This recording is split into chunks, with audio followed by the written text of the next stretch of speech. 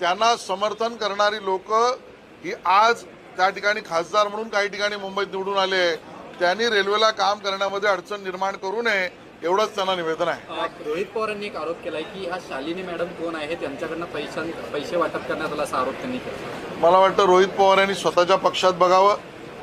त्यांच्या फेक नरेटिव्हला प्रसिद्ध करून प्रसारित करून काम करणारा त्यांचा सहकारी सांताक्रूज पोलीस स्टेशनने पकडला होता. अशा फेक नरेटिव्हमध्ये काम करण्यात ज्यांचे हात दुबाले आहेत त्यांनी दुसऱ्या पक्षात काय चाललंय बघण्यापेक्षा स्वतःच्या जवळच्या लोकांनी केलेल्या फेक नरेटिव्हमधनं झालेले गुन्हे त्यातनं कसं बचता येईल ते बघावं. प्रश्न निर्माण करण्यात एक पुण्यात घटना घडली. बिल्डरने एकाला पिस्तूल लावलेला आहे. याच्यावर विरोधकांनी गृहमंत्र्यांच्या कोणीही बिल्डर असो कोणीही व्यक्ती असो त्यांनी जर गुन्हा केला बंदूक दाखवली आणि तेही शेतकऱ्यांवर दाखवली असेल तर सरकार त्यावर कडक कारवाई करेलच. तो बिल्डर असो तो कोणाच्याही जवळचा असो तर त्याच्यावर सरकार कारवाई करेल याबद्दल कुठलीही शंका मनात बाळगण्याचं कारण नाही.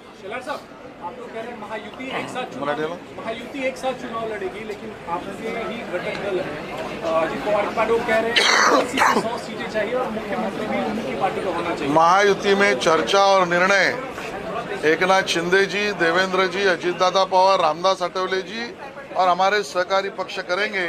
ये चारों ही वरिष्ठ नेता या अन्य नेता उनके साथ बात करेंगे.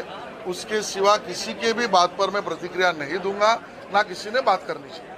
महाविकास आघाड़ी के बारे में बात करें तो कल जयंत पाटिल ने कहा कि कोई भी ABCD नेता जो है महाविकास आघाड़ी का अपने आप को मुख्यमंत्री प्रोजेक्ट न करे. संजय राउत ने कहा कि उद्धव ठाकरे ही मुख्यमंत्री है. देखिए वो उनका अंदरूनी मामला है. महाराष्ट्र विकास आघाड़ी किसको मुख्यमंत्री पद का दावेदार घोषित करती है ये उनका अंदरूनी मामला है. वो चेहरा दिखाए या चेहरा न दिखाए, वो चेहरे पर दाढ़ी लगाए या दूसरे के चेहरे पर कालिख लगाए, किसी के चेहरे पर टोपी लगाए, वो उनका अंदरूनी मामला है. उनका पराभव निश्चित है, मैं इतना ही कह सकता हूँ. सुरू होऊन 15 दिवस झालेले आहे पण अजूनही गणवेशाचं वाटप झालं नाही. त्यामुळे सरकार मला याची संपूर्ण माहिती नाही.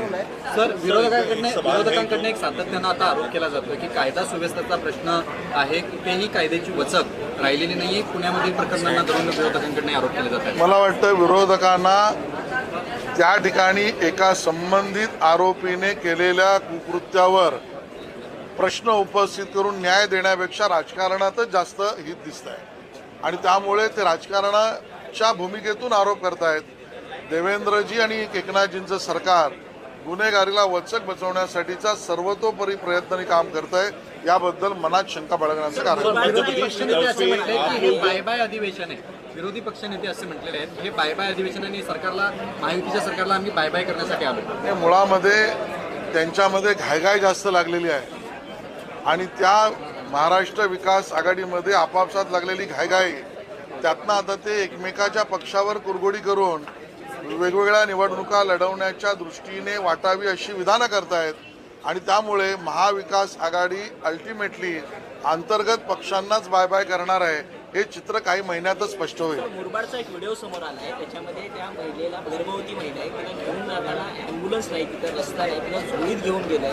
रोहित पवारांनी आरोप केला आहे की ॲम्ब्युलन्स खरेदीमध्ये दलाली खाल्लेली आहे मंत्र्यांनी. मला वाटतं अशी कुठलीही घटना झाली तर ती दुर्दैवी आहे, क्लेशदायक आहे. या विषयावर योग्य त्या महिलेला न्याय मिळाला पाहिजे आणि व्यवस्थेत अडचण असेल तर ती दूर झाली पाहिजे याची मागणी आम्ही करू.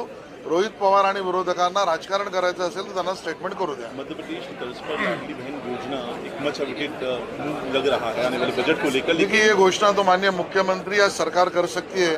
आज मैं इसके ऊपर कोई भाषण न करूं. लेकिन अभी थोड़ी देर पहले जयंत पाटिल कह रहे हैं चुनावी गिमिक के तौर पर देख रहे हैं क्योंकि विरोधकों को जो करना है वो करने दीजिए.